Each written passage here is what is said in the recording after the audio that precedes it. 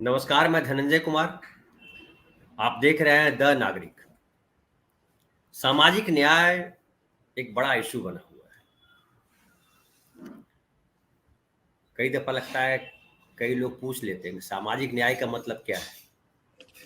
सामाजिक न्याय का मतलब जो है वो सामाजिक तौर पे, मतलब समाज में कोई भेदभाव ना हो, जाति के नाम पे, धर्म के नाम पर। सामाजिक न्याय का मतलब होता है कि वो आर्थिक न्याय भी उसमें शामिल होता है कि न किसी को बहुत ज़्यादा संपत्ति हो, न किसी को बहुत कम हो, सबको समान अवसर मिले, राजनीतिक हिस्सेदारी का अवसर मिले। लेकिन सामाजिक न्याय हमारे देश में ज़्यादातर नारा बन करके रहा। समाजवादी पार्टियां या समाजवादी लोग इसी के लिए लड़ते हैं लंबे समय से। लोहिया का नाम आता है, जयप्रकाश नारायण का नाम आता है, अभी हाल में जो भारत रत्न मिला कर्पूरी ठाकुर उनका नाम आता है। अभी जो है नीतीश कुमार, इसका बड़ा उदाहरण पेश किया उन्होंने कि जो है जो बिहार में जाति सर्वेक्षण हुआ और साथ जाति सर्वेक्षण के बाद ये पाया गया कि कौन सी जातियाँ कितनी हैं और उनकी क्या आर्थिक आमदनी है, उनका आर्थिक स्तर क्या है।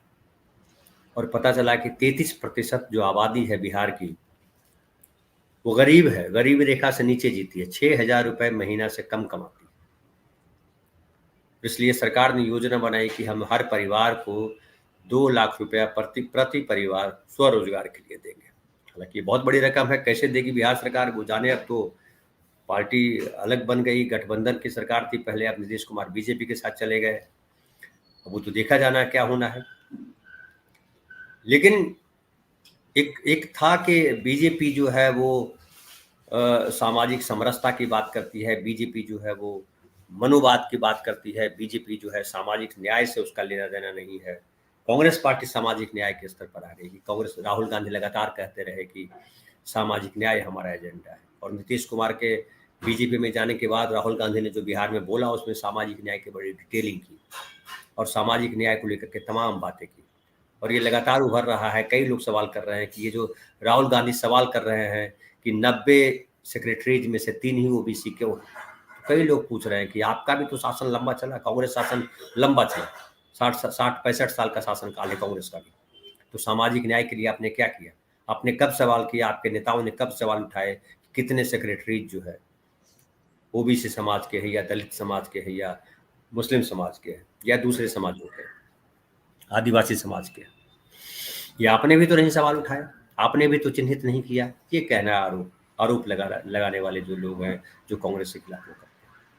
कई लोग ये कह रहे हैं कि अगर कांग्रेस ने आज ये नारा लिया है तो क्या गड़बड़ है, अच्छी बात है इससे तो। लेकिन सवाल ये होता है कि कांग्रेस के भीतर जो लोग हैं क्या सामाजिक न्याय चाहते हैं? क्योंकि वहाँ अभी भी जो है सवर्णवादी विचारधारा के लोगों का बहुमत है कांग्रेस के भीतर। इसलिए राहुल गांधी को खुद ही कई तरीके की परेशानियों का सामना करना पड़ता है। लेकिन ये जो सामाजिक न्याय है, अब देख लीजिए कि बीजेपी ने भी जो है जो नारा दिया, एक तरह से नारा ही कह लीजिए कि उन्होंने कहा कि हर जाति के बीच अपने आप को शामिल कर रहे हैं, उनको दलित भी वोट दे रहे हैं, उनको पिछड़े भी वोट दे रहे हैं, अति पिछड़े भी वोट दे रहे हैं, तमाम लोग वोट दे रहे हैं। अब केवल सवर्णों की पार्टी नहीं है, बनियों की पार्टी नहीं है। पहले कहा जाता था कि बीजेपी बनियों और सवर्णों की पार्टी, लेकिन उनका दखल जो है बाकी जातियों में भी बढ़ा है। भले राम लला या कहिए कि हिंदू धर्म उसका एक कॉमन एजेंडा है, सारी जातियों को उन्होंने हिंदू बना दिया है, लेकिन सारी जातियों के बीच पैठ उनकी बढ़ी है।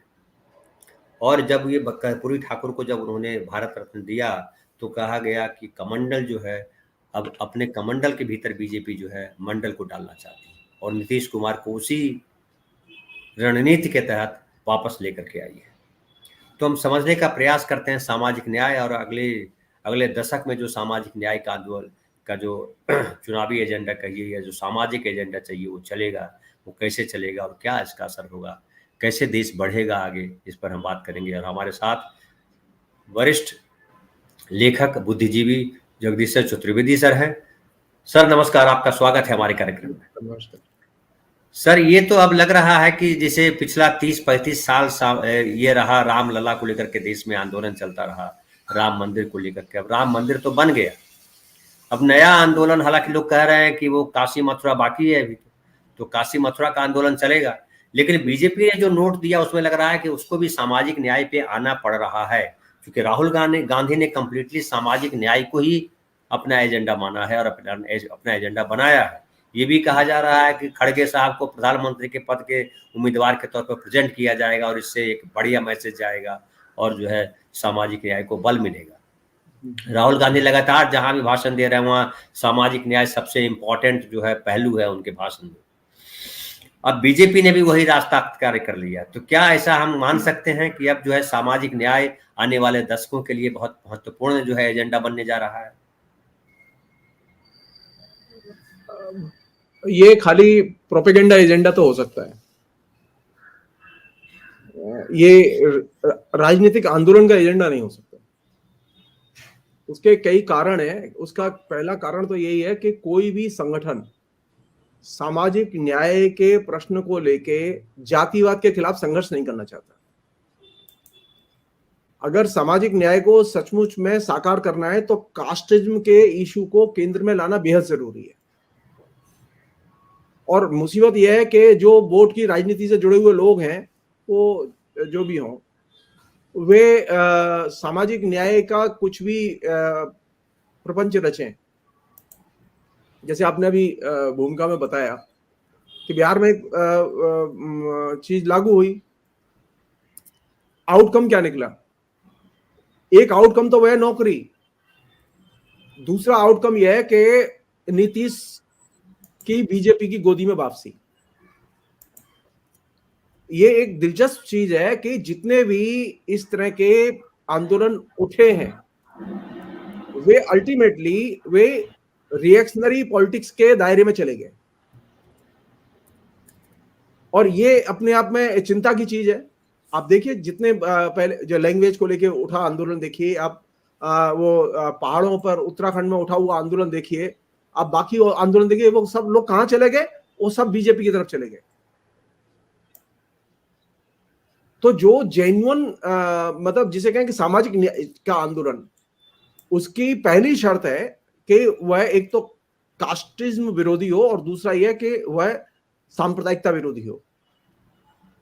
अगर आप सामाजिक न्याय का आंदोलन करना चाहते हैं और वो सस्टेन, वो एक दो इलेक्शन से उसका फैसला नहीं होगा। मुसीबत यह है कि जो पॉलिटिकल लीडरशिप है हिंदुस्तान की, अभी XYZ सभी दलों की मैं बात कर रहा हूं मैं अभी, वे सामाजिक न्याय के प्रश्न को प्रमुख राजनीतिक प्रश्न नहीं बना पाए अभी तक। राहुल गांधी यात्रा कर रहे हैं, वो एक यात्रा कर चुके हैं, दूसरी यात्रा शुरू कर दी है उन्होंने। लेफ्ट पार्टीज अपने तरीके से प्रोपेगेंडा करती रहती हैं, लेकिन एक जो होता है ना सामाजिक न्याय को एक पॉलिटिकल एजेंडा बनाना कि वह प्रधान एजेंडा है, वो अभी तक बना नहीं है। ये 75 साल की सबसे बड़ी वीकनेस है डेमोक्रेसी की। अगर मुझे सामाजिक न्याय चाहिए, पहले तो एक बहुत ही सामान्य सी चीज मैं आपसे शेयर करना चाहता हूं, वो ये सामाजिक न्याय से मतलब क्या है। जैसे आपने प्रश्न उठाया, क्या मीनिंग है इसका? एक तो वह मीनिंग है जो कि आपने कहा कि सभी जातियों के बीच में, सभी धर्म के लोगों के बीच में समानता होनी चाहिए, सामाजिक समानता और आर्थिक समानता होनी चाहिए। एक तो पहलू यह है, और जाहिर है कि ये एक जिसे कहें कि दूरगामी लक्ष्य है।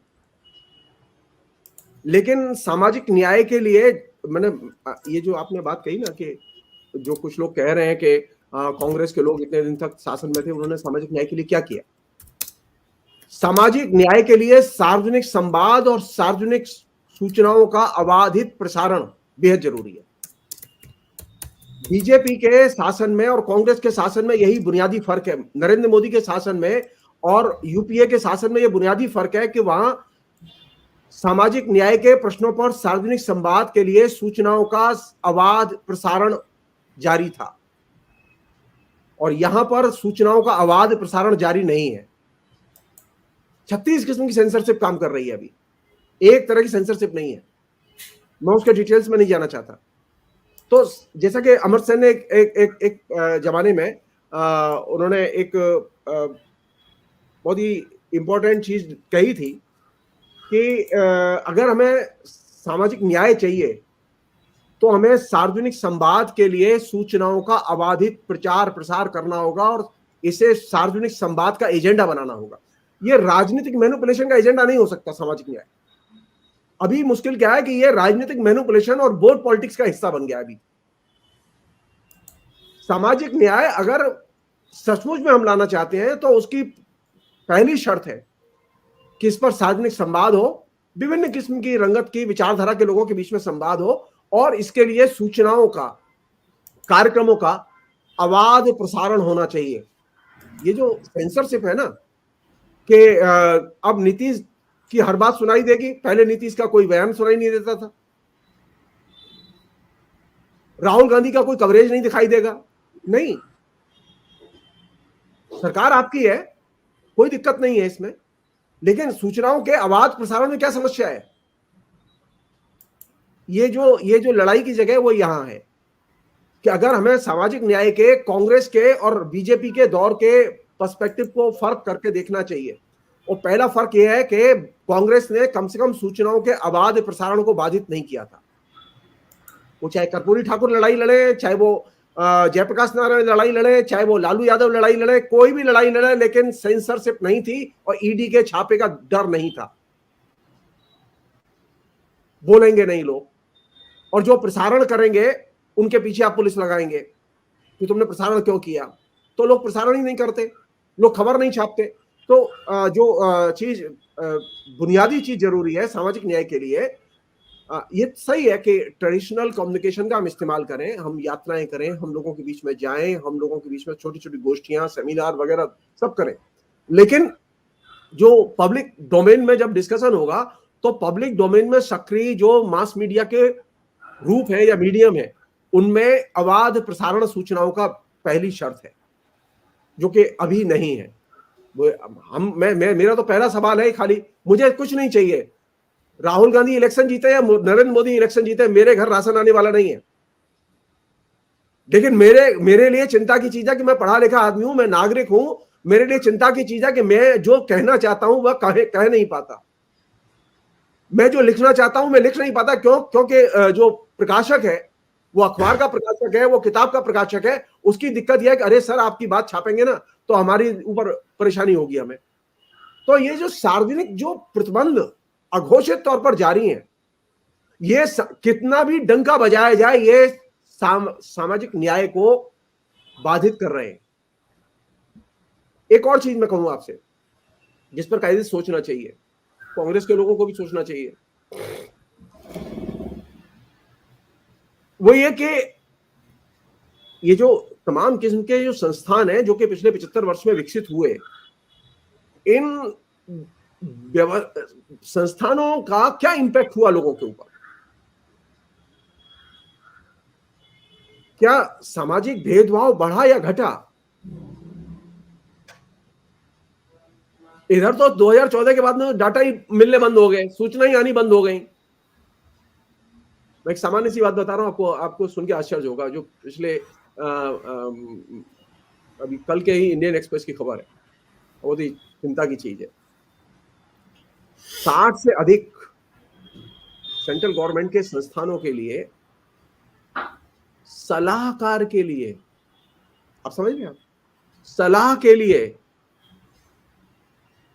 1,500 करोड़ से रुपए से ऊपर की जो है वो पैसा खर्च किया है सरकार ने सिर्फ सलाह लेने के लिए बाहर से। अरे ये तो कभी नहीं हुआ, ये बहुत रेयर केस में होता था किसी के, नहीं तो हमारे यहाँ सिस्टम में लोग रहते थे, वो नौकरी करते थे, वो सिस्टम में लोग रहते थे, वह डाटा कलेक्ट करते थे, वे ओपिनियन सजेशंस देते थे, वे योजनाओं के लिए सजेशन देते थे। अभी स्थिति है व्यक्तिगत तौर पर सलाहकार रखे गए, सांस्थानिक तौर पर सलाहकार रखे गए, तमाम किस्म की फाइनेंशियल कंपनियों के लोग सलाहकार रखे गए। और ये जो रूप है, ये इससे एक चीज पता चल रही है कि सरकार के पास में बुद्धि और विवेक कम है, या फिर यह है कि इसके बहाने जो जैसे कहें कि मीडिया मैनेजमेंट, ओपिनियन मेकर्स का मैनेजमेंट, 1,500 करोड़ रुपया कोई सामान्य चीज नहीं है, असामान्य चीज है।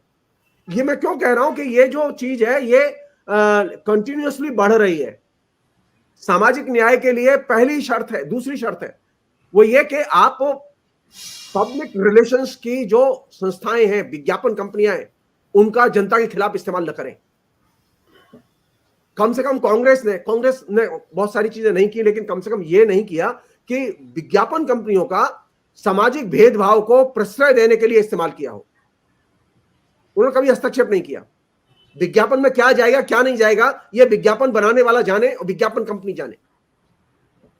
आप पिछले दिनों की घटनाएं देखिए, आप सिनेमा से लेके विज्ञापन तक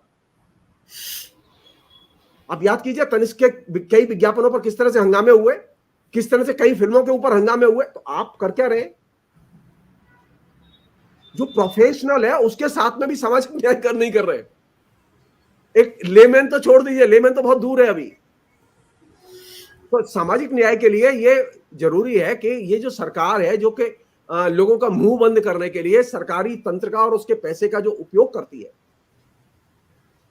वो उपयोग नहीं होना चाहिए, एकदम नहीं होना चाहिए। एक अन्य चीज है जिस पर के हम लोग कायदे से सोचे, मतलब मैं नहीं जानता कि कितना सटीक होगा, क्या ये वोट को मैनेज करने में मदद कर सकता है सामाजिक न्याय का नारा? जो आपने भूमिका में ये बात उठाई कि क्या इससे वोट मैनेजमेंट संभव है? अगर संभव है तो एक चीज निकल रही है इससे, जो कि दिखाई तो दे रही है हमें, कि तमाम किस्म की जो वंचित जातियां हैं, दबी कुचली जातियां हैं, शोषित जातियां हैं, इन जातियों ने अपनी सक्रियता का जिम्मा जो है किसी न किसी नेता को दिया हुआ है। सामाजिक न्याय की अब मान लो मुसलमान या अहीर अपने को मुक्त करना चाहेंगे और सामाजिक न्याय पाना चाहेंगे, तो उनकी नजर तेजस्वी पर लगी हुई है। मैं बिहार से निकलना नहीं चाहता। और दूसरी जो जातियां हैं, जो अति पिछड़ी जातियां हैं, वो उसे अपना आइकॉन नहीं मानती। उनके लिए जीतन राम मांझी है, उनके नाम चिराग पासवान है, वगैरह वगैरह। उनके लिए नीतीश कुमार है। अब आप सोचिए, अब दिक्कत कहां है? दिक्कत यह है कि जिन्हें सामाजिक न्याय चाहिए, वे अपने सामाजिक स्तर पर इस चीज को डिस्कस नहीं कर रहे, बल्कि वे आइकॉन के रूप में डिस्कस कर रहे हैं। जाति लेवल तक है, जाति लेवल। यस, नहीं, खाली नेता तक है। हाँ, सामाजिक न्याय मिलने का मतलब है नेता को न्याय मिलना। सामाजिक न्याय मिलने का मतलब समाज को या जाति को न्याय मिलना नहीं है। चिराग पासवान को आपने 10 सीट दे दी, सामाजिक न्याय पूरा हो गया। जीतन राम मांझी को आपने 25 सीट दे दी, सामाजिक न्याय पूरा हो गया।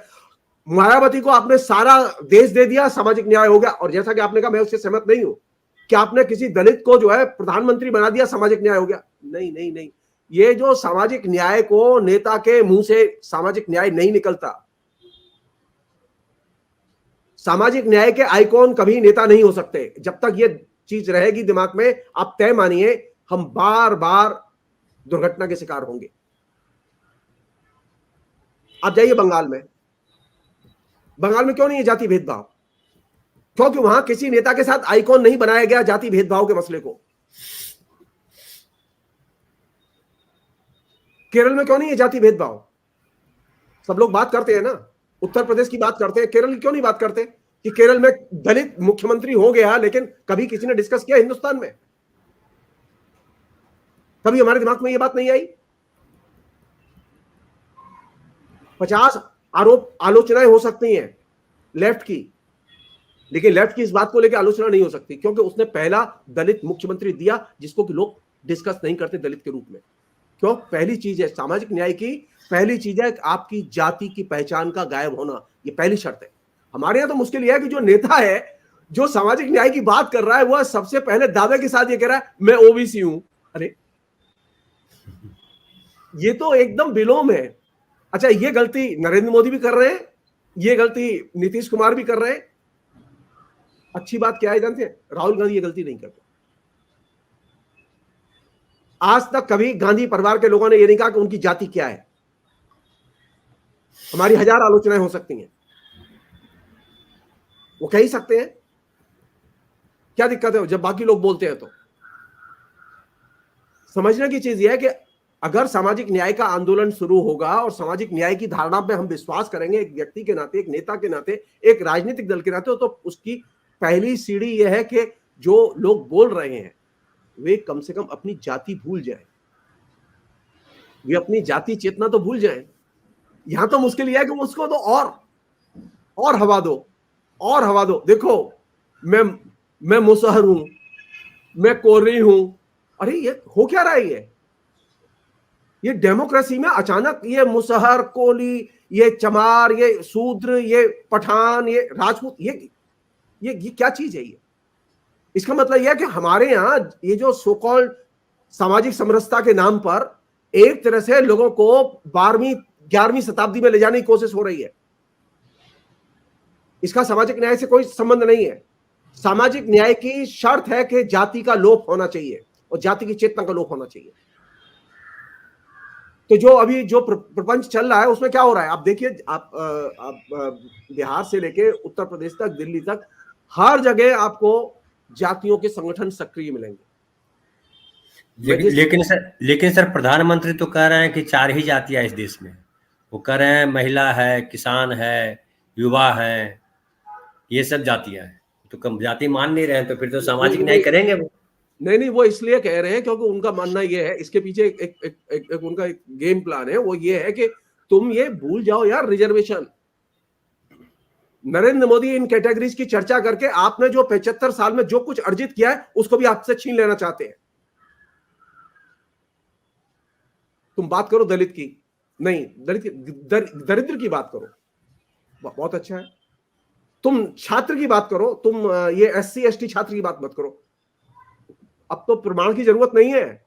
यूजीसी ने एक सप्ताह पहले ही सर्कुलर निकाला था कि जो सेंट्रल यूनिवर्सिटीज में और यूनिवर्सिटीज में जो पोस्ट है SC ST की, वे पोस्ट अगर भरी नहीं जाती है तो उन्हें जनरल पोस्ट में कन्वर्ट कर दिया जाएगा। वो तो जब हल्ला हुआ, लोगों ने कहा होगा कि अरे इलेक्शन का टाइम इस समय क्यों कर रहे हो तुम, तो उन्होंने फॉर द टाइम बिंग उसे सस्पेंड कर दिया। लेकिन वो तो निकल आया। ये जो पूरी ये जो भाषा है ना, ये भाषा क्यों आ रही है? ये भाषा इसलिए आ रही क्योंकि पिछवाड़े से एक आवाज आई कि OBC को न्याय चाहिए, अति पिछड़ों को न्याय चाहिए। ये भाषा आई तो उन्होंने कहा नहीं नहीं, ये तो होते ही नहीं है जी। अब तो यहां तो सिर्फ नौजवान होते हैं, महिलाएं होती हैं, बूढ़े होते हैं, मजदूर होते हैं, किसान होते हैं, दरिद्र होते हैं, वगैरह वगैरह। बहुत अच्छा है। अगर ऐसा ही है तो राम जी के मंदिर की बजाय दरिद्र नारायण का मंदिर बनाना चाहिए था। जाति की रक्षा के लिए राम जरूरी है। अगर जाति से लड़ना सचमुच में लक्ष्य होता ना तो राम का मंदिर नहीं बनाते। लेकिन संयोग देखिए, उन्होंने राम का मंदिर बनाया। अब पूछिए, कांग्रेस ने राम का मंदिर बनाया था क्या? नहीं बनाया। कांग्रेस ने किसी भगवान के मंदिर को बनाने के लिए अपने प्रधानमंत्री को झोंका नहीं था। कांग्रेस ने इतने दिन शासन किया, लेकिन कांग्रेस ने कभी मंदिरों के बनने में कोई बाधाएं नहीं दी, मस्जिदों के बनने में बाधाएं नहीं दी, गिरजाघरों के बनने में बाधाएं नहीं दी। लेकिन ये बनाने का काम नहीं किया, क्योंकि धर्म को जो ही आप स्पर्श करेंगे और धर्म का जो ही उद्घाटन करेंगे, आप तय मानिए ये पैकेज डील है। आप चाहे जितनी भाषा बोलिए, चाहे जितने भाषण दीजिए, धर्म अगर आएगा तो कास्टिज्म आएगा। आज के जमाने में सबसे ज्यादा धर्म की जरूरत किसे है? ये सामाजिक समरसता वालों को, बीजेपी वालों को। क्यों है? खाली इतना सा कर देना, धर्म के बारे में बात ना करें। उनका कोई भाषण धार्मिक संस्कार के बिना, कोई भी इवेंट धार्मिक संस्कार के बिना संपन्न नहीं होता। अब तो मतलब क्लासिक है वो बुलंदशहर में जो उनकी मीटिंग हुई है, जो पहली यूपी की इलेक्शन मीटिंग है, आप उसमें देखिए, उसमें राम जी का आइकॉन बाकायदा भेंट करते हुए, मतलब पेट नहीं भरा, पूजा के बाद पेट नहीं भरा, वहां योगी थे। लेकिन अब इलेक्शन मीटिंग में बाकायदा आइकॉन जब पेश किया जा रहा है, इसका मतलब क्या है? जाति को लौटा के लाओ। तो सामाजिक ये जो मैं थोड़ा सा राहुल गांधी को इसका श्रेय देना चाहूंगा, उस सफल हो या नहीं हो ये एक बहुत महत्वपूर्ण नहीं है। राहुल गांधी ने एक आइडियोलॉजिकल जगह बहुत गंभीरता से अटैक किया है। ये सामाजिक न्याय का जो प्रश्न उठाया है, उसने इस प्रश्न को खाली सामाजिक न्याय तक ही सीमित नहीं रखा है, उसने न्याय में भी एक संतुलन की मांग की है और एक समदृष्टि की मांग की है। इसलिए उन्होंने अब न्याय यात्रा शुरू की है। ये जो ग्राफ है ना, जैसे वो बार बार कहता है ना हमारी तो आइडियोलॉजिकल लड़ाई है, तो जाहिर है जब एक अपोनेंट आपका जब कह रहा है कि मेरी वैचारिक लड़ाई है और मैं विचारधारा के आधार पर लड़ना चाहता हूं, तो आप ये तय मानिए कि नरेंद्र मोदी फिर विचारधारा के आधार पर ही लड़ेंगे, और नरेंद्र मोदी विचारधारा के आधार पर लड़ रहे हैं। तो सामाजिक न्याय का जो प्रश्न है, वो जो इनका जो सामाजिक समरसता वाला जो स्लोगन है, उसकी संगति में नहीं आता। कांग्रेस को कम से कम एक चीज और करनी चाहिए, जो कि मैं उम्मीद करता हूं कि वो देर सवेर इसे समझेंगे। इलेक्शन में जीते या हारे, ये जाति जो व्यवस्था है उसका तोड़, नीचे जो जाति व्यवस्था प्रचलन में, जाति संगठन प्रचलन में, उसके तोड़ के बारे में सोचना चाहिए। बिना इसके आप सामाजिक न्याय को अर्जित नहीं कर सकते। हमने क्या किया है कि हम ऊपर पदयात्रा तो करेंगे, लेकिन नीचे वही खोजेंगे कि अच्छा ब्राह्मण वोटर कहाँ है, वो दलित वोटर कहाँ है। ये जो टेंडेंसी है, इससे थोड़ा सा किसी न किसी रूप में, आपने जो भूमिका में कही थी कि उनके अंदर सवर्ण दृष्टिकोण जो है वो सवर्ण लोग डोमिनेट करते हैं, ये चीज प्रैक्टिस की है। सामाजिक न्याय की जो चीज है वो स्लोगन की चीज नहीं है, वो प्रैक्टिस की चीज है। अब हो ये रहा है कि आप प्रैक्टिस तो करना चाहते हैं, लेकिन दिखाई तो देना चाहिए उसे। पहली बार ऐसा हुआ है कि आपने आफ्टर लॉन्ग टाइम कि कांग्रेस ने एक दलित को अपना अध्यक्ष बनाया है। प्रधानमंत्री वो बने कि न बने ये बहुत महत्वपूर्ण नहीं है, महत्वपूर्ण यह है कि उन्होंने इस बात को स्वीकार किया है कि उनकी जो पॉलिटिक्स है उसमें दलित का सुपीरियर लेवल पर स्थान है। और अगर ये सर्वोच्च स्थान है तो हमें ये सवाल अब नरेंद्र मोदी से पूछना चाहिए कि अगर वो जाति पर विश्वास नहीं करते और वो मजदूर, किसान वगैरह वगैरह जो उन्होंने कैटेगरीज बनाई उन पर विश्वास करते हैं, तो हमें सिर्फ एक छोटी सी चीज बता दें, वो उनके 10 साल के शासन में सामाजिक विषमता घटी या बढ़ी? कास्ट के लेवल पर, अर्थ के लेवल पर, अर्थव्यवस्था के लेवल पर, सामाजिक जीवन में लोगों के अंदर विषमता का पिछले 10 साल में बड़े पैमाने पर विकास हुआ है। कांग्रेस को कम से कम यह क्रेडिट जाती है कि मनमोहन सिंह के 10 साल के कार्यकाल में पंचवर्षीय योजनाओं के जरिए 20 करोड़ लोगों को अपलिफ्ट करके, जो कि एकदम निचले स्तर पर थे, गरीबी रेखा के नीचे थे, उनको ऊपर लेके आए वो। और ये ऑफिशियल डाटा, इस पर कोई डिस्प्यूट नहीं है। आपने क्या किया? जो लोग ऊपर थे उन्हें खदेड़ के नीचे कर दिया। जो लोग नौकरी कर रहे थे, यानी अगर सामाजिक समरसता का मतलब यह हो कि लोगों के आर्थिक अधिकार छीने जाएंगे, लोगों की नौकरियां छीनी जाएंगी, लोगों का जो सुरक्षा है, सामाजिक सुरक्षा, उसे घटाया जाएगा, तो भाई ऐसी सामाजिक समरसता की जरूरत नहीं है। तो जो चीज समझने की है वो ये कि सामाजिक समरसता के बाद विषमता घटी या बढ़ी, और कांग्रेस के शासन में विषमता घटी या बढ़ी? कांग्रेस ने कम से कम, जब देश आजाद हुआ था तो हमारे यहां सुई नहीं बनती थी, और जब देश कांग्रेस ने छोड़ा है तो यहां दुनिया की हर चीज बनने लगी थी। आप सिर्फ इतना समझ लीजिए कि 47 में हालत यह थी कि रेल के डिब्बे और इंजन भी ब्रिटेन से आते थे। आज हमारे यहाँ रेल के डिब्बे भी बनते हैं, इंजन भी बनते हैं, और ये कब बने? सामाजिक न्याय को अर्जित करने के लिए अर्थव्यवस्था के बुनियादी क्षेत्रों में विकास और उसमें सरकार का निवेश और उसकी इंस्टीट्यूशनल निगरानी बेहद जरूरी है। दिक्कत क्या हुई है कि पिछले कुछ समय से, जब से न्यू लिबरलाइजेशन आया जिसको कि कांग्रेस लेके आई, उसमें एक पेज था जिसको कि अल्टीमेटली राहुल गांधी ने समझा और मनमोहन सिंह नहीं समझ पाए। और यही वजह थी कि मनमोहन सिंह के आखिरी वर्षों में राहुल गांधी का डायरेक्ट कंट्राडिक्शन, उनके विचारों का डायरेक्ट अंतर्विरोध मनमोहन सिंह के साथ पैदा हुआ।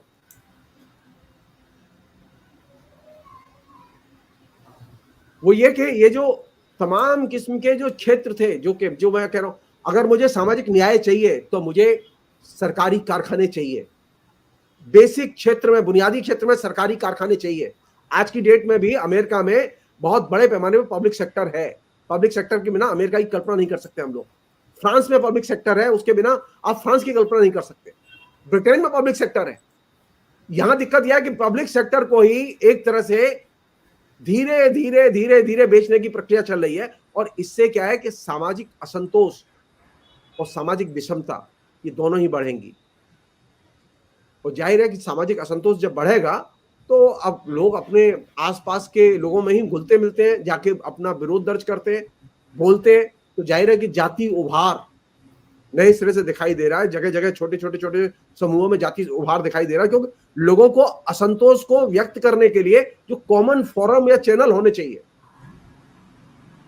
पहले क्या था कि अगर कोई किसी के साथ अन्याय हुआ, मैं एक साधारण सी बात बता रहा हूं, मैं एक टीचर हूं, मेरी यूनिवर्सिटी ने कोई गलत निर्णय लिया, मैं जाता था अपनी यूनिवर्सिटी में वाइस चांसलर से मिलता था, अपनी समस्या का समाधान कर लेता। आज की स्थिति है हिंदुस्तान की कि अगर किसी शिक्षक के साथ अन्याय होता है तो वहां यूनिवर्सिटी में सुनवाई नहीं होती, अब वो कोर्ट जाए। अब सोचो तुम, एक छोटी सी चीज है जो कि आराम से हल की जा सकती थी, लेकिन इधर पिछले 15 साल में ये एक फिनोमिना तेजी से डेवलप हुआ है कि अब आपको कोई भी शिकायत है तो आप जिस संस्थान में काम करते हैं वहां वो हल नहीं होती, आप कोर्ट जाइए। और नरेंद्र मोदी के आने के बाद में तो ये फिनोमिना एकदम एक कॉमन नियम के तौर पर बदल गया है कि सरकार ने कोई निर्णय ले लिया है और वो आपको पसंद नहीं है तो आप कोर्ट जाइए। मान लो आपको सरकार ने गिरफ्तार कर लिया है, पहले क्या था कि लोग थाने जाके लोकल लेवल पर रिहाई पा जाते थे। अभी स्थिति क्या है, कोई घटना हुई वो सीधे बुलडोजर भेजा उन्होंने। अच्छा, बुलडोजर का कहीं इंडियन पेनल कोड में कोई प्रोविजन नहीं है, लेकिन वो न्याय है। उनका कहना ये न्याय है कि आपने गलत किया, सरकार महसूस कर रही है गलत किया, और बुलडोजर गया और उसने आपका घर गिरा दिया। कमाल नहीं। सामाजिक न्याय का मतलब यह है न्याय के कानूनों के जो दायरे उसमें सरकार काम करे। यहां तो स्थिति है कि जुलूस के लिए आप गिरफ्तारी कर सकते हैं कोई आदमी अगर 144 तोड़े तो, लेकिन 144 तोड़ने के लिए की वजह से अगर किसी में यूएपीए लगा दिया जाए तो ये तो बहुत ही भयानक चीज है। अब 144 धारा तोड़ने के लिए जो प्राविधान है उसके तहत केस कर सकते हैं आप, लेकिन आप उसके लिए आप उसे राष्ट्रद्रोह में बदल दें, ये तो अपने आप बहुत खतरनाक चीज है। जो असल चीज है कि सामाजिक न्याय पर बोलने का अभी रिस्क है। अगर आप सामाजिक न्याय के बारे में बोल रहे हैं तो आपके खिलाफ में एक्शन हो सकते हैं, एफआईआर हो सकती है। राहुल गांधी को नहीं छोड़ रहे वो। ये जो राहुल गांधी जब भी जाता है तो उसके खिलाफ में जो एफआईआर आती है बीजेपी के राज्यों में ही खासतौर पर, वो क्यों आती है? क्योंकि वे जनता को ये मैसेज देना चाहते हैं कि वे किसी भी किस्म की आवाज पसंद नहीं करते। आसाम में ऐसी कोई घटना नहीं हुई थी जिसकी वजह से उसके खिलाफ एफआईआर हो, लेकिन एफआईआर कर दी गई, बाकायदा उनके ऊपर अटैक किया गया। तो मेरा कहना यह है कि सामाजिक न्याय, वहां कोई किसी भी सरकार के खिलाफ आंदोलन नहीं चल रहा है, वो न्याय यात्रा किसी भी सरकार के खिलाफ नहीं है। लेकिन यहां दिक्कत क्या हो रही है कि सरकार किसी भी किस्म के पॉलिटिकल रिएक्शन को सुनने के लिए तैयार नहीं है जो सरकार को नापसंद है। सामाजिक न्याय के लिए राजनीतिक न्याय बहुत जरूरी है, और सामाजिक न्याय और राजनीतिक न्याय तब सही ढंग से फंक्शन करते हैं जब सूचनाओं का सार्वजनिक जीवन में अबाध प्रचार प्रसार हो। और लास्ट चीज और बहुत महत्वपूर्ण चीज, अदालतों की कमर सीधी हो। अभी स्थिति ये हो गई है कि अदालतें बिल्कुल एकदम शरणागत हो चुकी हैं, टॉप टू बॉटम। किसी एक जज के लिए इसके लिए दोष या उसके गुण जानने की जरूरत नहीं है। तो सामाजिक न्याय बचेगा कहां से जब जजों के पास में, जिनके पास में कानून के रक्षा की जिम्मेदारी है, अदालत के पास में जिनके पास में सामाजिक न्याय की जिम्मेदारी है, वे अगर ये निर्णय नहीं लेते कि एक आदमी जिसको गिरफ्तार किया गया है और यूएपीए में गिरफ्तार किया बिना विदाउट एनी रीजन, वो 24 घंटे के अंदर छोड़ा जाना चाहिए, उसकी तत्काल सुनवाई होनी चाहिए। सुनवाई में आने में 3-3 साल लग जाते हैं साहब, 4-4 साल लग जाते हैं, केस सुनवाई पर नहीं आता, आदमी की जिंदगी पामाल कर दी है इन्होंने। तो सामाजिक न्याय में जो सबसे बड़ी बाधा है वो कहां से आ रही है? कानून के दुरुपयोग से और कानून की निष्क्रियता से। सामाजिक जीवन में आप जो लोगों के बीच में अज्ञानता है, जो सचेतनता का अभाव है, उसका आप दुरुपयोग कर रहे हैं और इसके दबाव में हो ये रहा है कि लोग सामाजिक न्याय के बारे में बात नहीं करना चाहते। राम जी के बारे में बात कर सकते हैं आप 2 घंटे,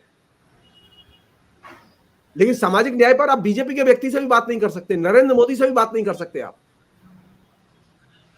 आप नरेंद्र मोदी का सामाजिक समरसता पर एक भाषण दिखाइए पिछले 10 साल में, एक भाषण जी नहीं। और एक और चीज बताऊं मैं आपको, जिस व्यक्ति को लेके ये इतना मतलब सिर पे बिठाए घूमते हैं दीनदयाल उपाध्याय, जिन्होंने सामाजिक समरसता का सो कॉल्ड कॉन्सेप्ट दिया, आप उसके अगर निबंध देखें जिसमें वो कॉन्सेप्ट लिखा हुआ है, तो आप पाएंगे कि आपके जो लोकल लेवल पर जो अखबार होते हैं उसमें सबसे खराब जो संपादकीय लिखने वाले लोग होते हैं, उस तरह के स्तर का वो लेख है। सामाजिक न्याय के लिए और सामाजिक न्याय के संकल्प के लिए आपके पास में उच्च स्तरीय विचार होने चाहिए। घटिया विचारों के आधार पर सामाजिक न्याय अर्जित नहीं कर सकते आप। घटिया लोगों की सोहबत में और घटिया आचरण करके आप सामाजिक न्याय अर्जित नहीं कर सकते। आप क्या कर रहे हैं? सामाजिक न्याय क्या मिले, कहां मिलेगा मुझे? सामाजिक न्याय क्या मुझे हाईवे पर मिलेगा? कहां लोग सामाजिक न्याय को महसूस करेंगे? जब उनके शहर की सड़कें दुरुस्त होंगी। शहर में, किसी भी शहर में, अब दिल्ली से लेकर बंबई तक किसी भी शहर में सड़कें दुरुस्त नहीं है। आप हाईवे की बात कर रहे हैं, हम राष्ट्रीय राजमार्ग बना रहे हैं, हम एक्सप्रेस वे बना रहे हैं, और इससे क्या है? सामाजिक न्याय का विकास होगा। कैसी बातें हो रही है? सड़क से सामाजिक न्याय का कोई संबंध नहीं, कोई संबंध नहीं। ये जो पूरा प्रोपेगेंडा चल रहा है कि सड़क बन रही है ना, हाईवे बन रहा है, एक्सप्रेस वे बन रहा है 300 किलोमीटर का, 200 किलोमीटर का, इससे सामाजिक न्याय मिलेगा, ये गलत फहमी है। अंत में जो एक बहुत ही इंपॉर्टेंट चीज कह के मैं ये बात कंक्लूड करूंगा, मैं अगर सामाजिक न्याय सचमुच में चाहिए ना, सिर्फ भूमि सुधार लागू कर दो।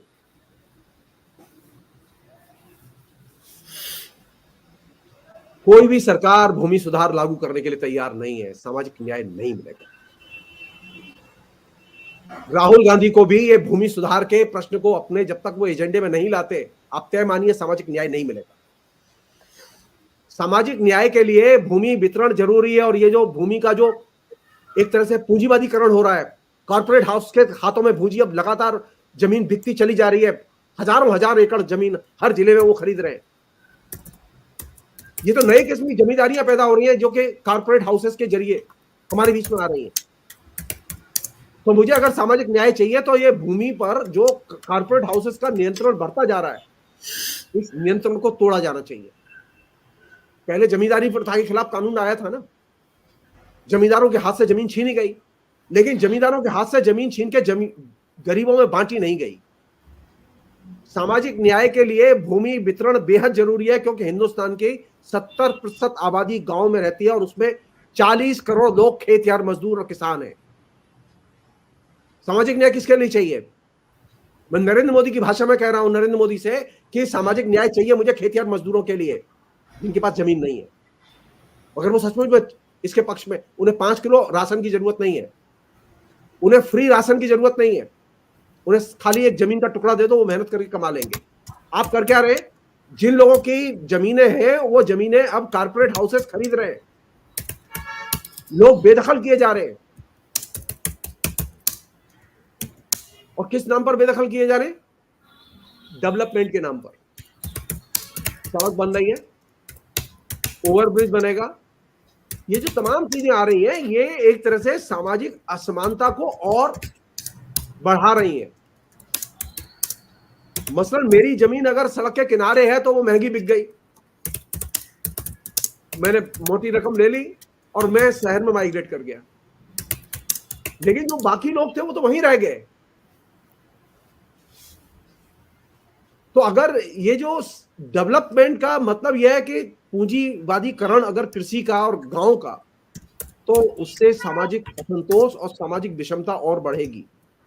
और यही वजह है यही वजह है कि मनरेगा के मजदूरों की संख्या लगातार बढ़ गई है। नरेंद्र मोदी के शासन में बजाय इसके कि मनरेगा के मजदूरों की संख्या घटती, पिछले 10 साल में मनरेगा के मजदूरों की संख्या बढ़ गई और सरकार के पास देने के लिए काम नहीं है। मनरेगा के मजदूरों को देने के लिए काम नहीं है। यूपी में 30 दिन से ज्यादा काम नहीं मिलता मनरेगा के मजदूरों को। आप सामाजिक न्याय क्या करेंगे? सामाजिक न्याय कोई स्लोगन की चीज नहीं है। मैं जो चीज आपसे शेयर करना चाहता हूं वो ये कि मुझे सामाजिक न्याय चाहिए, लेकिन मुझे भूमि सुधार के साथ। मुझे सामाजिक न्याय चाहिए अबाध सूचनाओं के प्रसारण के साथ, कोई बंधन और बाधाएं नहीं होनी चाहिए। मुझे सामाजिक न्याय चाहिए न्यायपालिका को जीवंत बना के। न्यायपालिका को मुर्दा बना के कभी सामाजिक न्याय समाज में नहीं आया, किसी भी देश में नहीं आया। न्यायपालिका मुर्दा होगी, मीडिया में सेंसरशिप होगी और हम सामाजिक समरसता का जयगान करेंगे और जय श्री राम करेंगे, इससे सामाजिक विषमताएं बढ़ेंगी और सामाजिक हमले बढ़ेंगे और ये खतरनाक चीज है। तो सामाजिक न्याय के लिए एक नए मूलगामी पर्सपेक्टिव को, नीचे नेता केंद्रित पर्सपेक्टिव नहीं, अगर सामाजिक न्याय का होगा तो वो अल्टीमेटली बीजेपी के ही पक्ष में जाएगा। और जनता केंद्रित अगर सामाजिक न्याय का पर्सपेक्टिव होगा तो वो बीजेपी के खिलाफ जनता को आंदोलित करेगा और एकजुट करेगा और बदलने में भूमिका अदा करेगा। और जो लोग ये सोचते हो कि नहीं पहले तो समाज बदल जाए तब ये चीज लागू करेंगे, नहीं, गुलाम प्रथा तो जाती ही नहीं। गुलाम थे तब गुलामों के ने लड़ाई लड़ी तब गुलाम प्रथा गई। सामाजिक विषमता है, इसीलिए सामाजिक न्याय की बात की जा रही है। सामाजिक न्याय तब नहीं लागू होगा जब सारी सरकार बदल जाएगी और सिस्टम बदल जाएगा और फिर हम लागू करेंगे। जी नहीं, इस असमानता के दौर में ही सामाजिक न्याय की बात जो चल रही है वो बहुत महत्वपूर्ण बात है। उसके पर्सपेक्टिव को और उसके दायरे को, उसके परिप्रेक्ष्य को बदलने की जरूरत है। उसे खाली वोट सेंट्रिक बनाने की जरूरत नहीं है। फिलहाल इतना ही रखें हम लोग। जी, तो बहुत बहुत धन्यवाद सर, थैंक यू। आप आए और आपने इतनी अच्छी बात कही। और जो दर्शक हमारे साथ जुड़े हुए आपका भी बहुत बहुत धन्यवाद। कार्यक्रम अच्छा लगता है तो इसे शेयर करें, लाइक करें, सब्सक्राइब करें चैनल हमारा, और हमारे प्रोग्राम लगातार आपको अच्छे लगते हैं तो हमारे चैनल को ज्वाइन